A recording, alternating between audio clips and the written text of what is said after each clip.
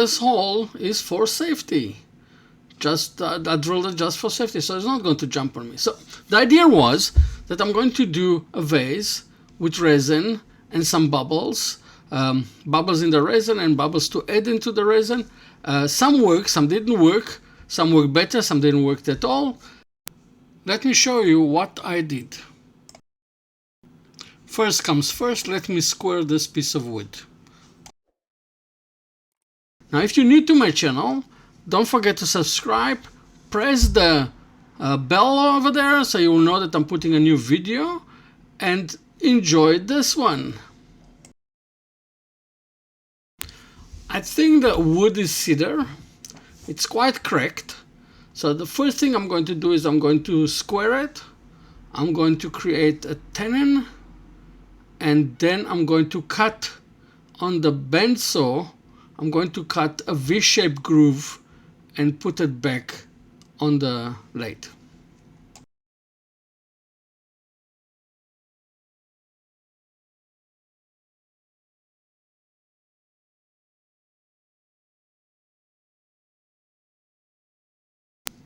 I like to give the tenon a slight angle so it will sit better in the jaws.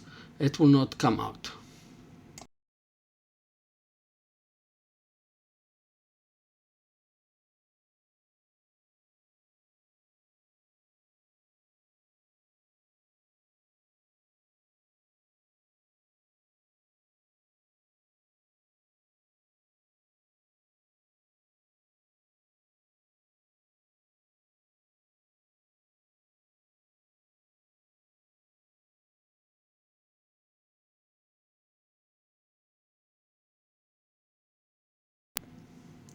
And this is the V shape that I cut on my bend saw, and you can see that the wood is full with cracks.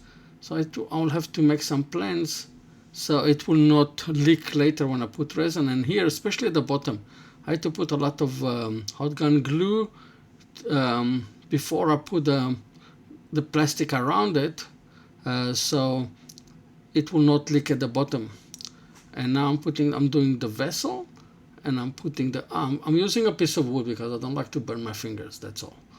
And now I'm creating a vessel.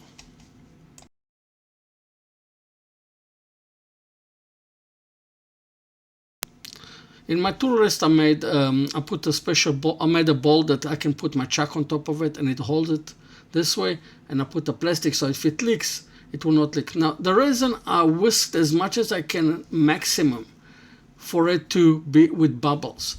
I was waiting for 1 hour and 20 minutes for the temperature to get to the right temperature, and the resin was still gelled. And now I'm increasing the speed to 4 speed, so you'll see how long I mumbled and I thought about other things, and I put a piece of plastic and I put that one. I took my eye off the cue ball, and before you noticed, and now it's too hard.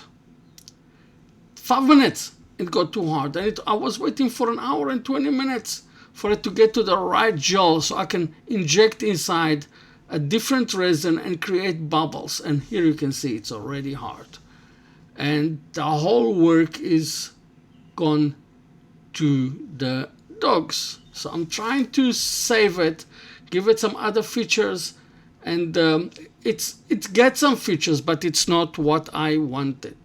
So now next time I'll have to start earlier and keep my eye on the cue ball and not go and do other things when I'm busy with the resin to inject it. And the temperature, you know, with resin it goes very quickly from 0 to hero, so it gels, and then boom, it becomes hard. So that's my biggest mistake on this one.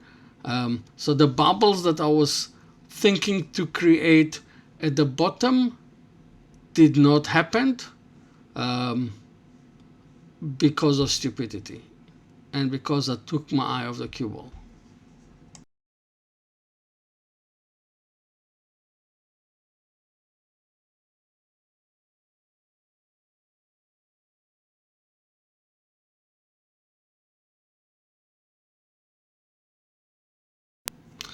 But you know, it's a lot of resin and good wood, So I don't like to throw wood away. So I'll still make this. I'll finish the project the way that I want it.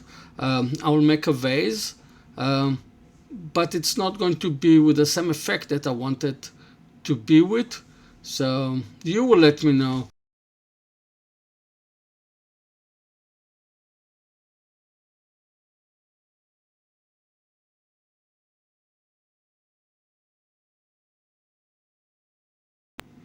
I'm increasing the speed of the lathe, and I'm using the V-shape black line tool, and I'm just cleaning it up, and it will be easier later. Then I don't have to use a lot of sandpaper.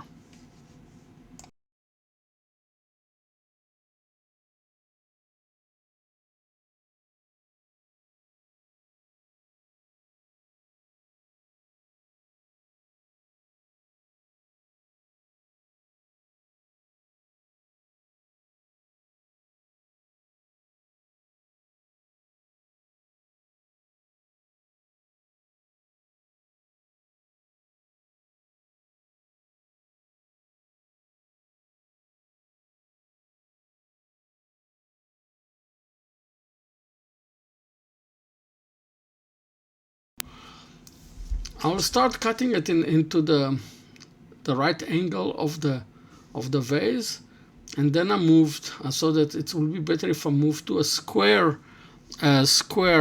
carbide tool.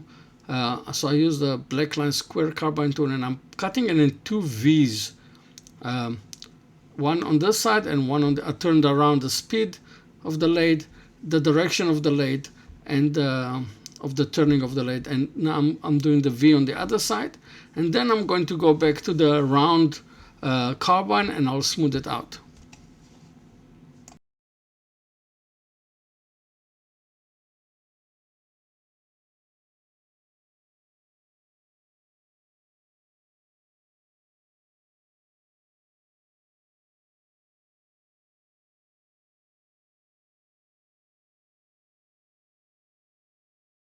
I'm using sandpaper from 80 all the way to 400 in stages, and then I'm going to clean it with some alcohol, and you'll see why I'm not going to a higher level. You'll see in a few minutes.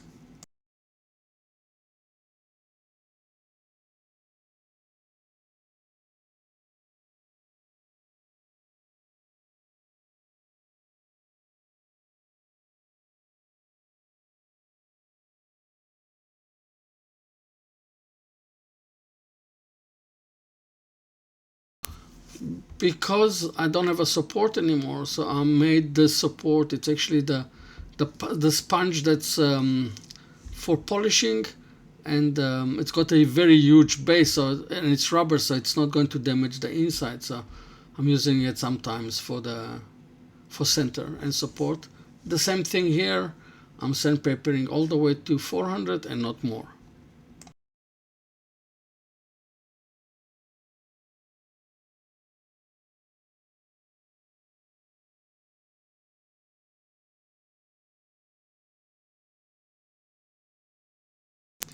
Now I could see that the inside is not been polished. It's not been sandpaper good enough. So I'll have to sandpaper the inside again a little bit, only with the 400. And now you'll see, because of the cracks that I've got in this wood, I decided to use this technique, and I'm going to put resin on the inside and on the outside. That's why I didn't have to go more than 400. I was afraid that if I'll use it as a vase without doing that, it will leak water. So that's my solution. I'll let it turn like that overnight. I'll put the cover over it so there'll be no dust. But in the morning when I looked at it, I discovered there's quite a few dust spots. So I cleaned the dust spots with a pad, and then I start polishing the whole thing on the outside with the Novus 3.2 till I get the shine that I wanted.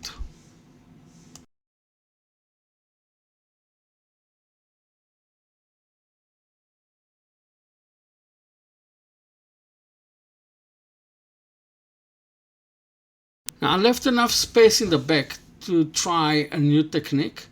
So what I'm doing now, I'm using the Dieter diamond tool, and with this one I'm going to part the vase. But before I part the vase, I create a huge groove in the back so I can actually go in without damaging or hurting my fingers and sandpaper it all the way to 400, and then on the back I'm going to put a Yorkshire grit.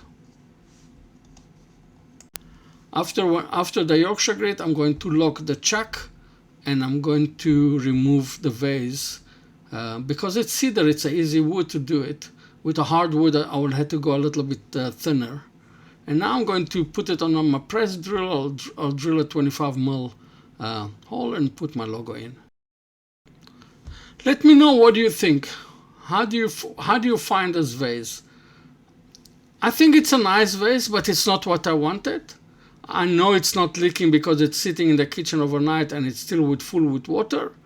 Please don't forget to subscribe if you didn't, and put remarks at the bottom, and I will see you in my next video.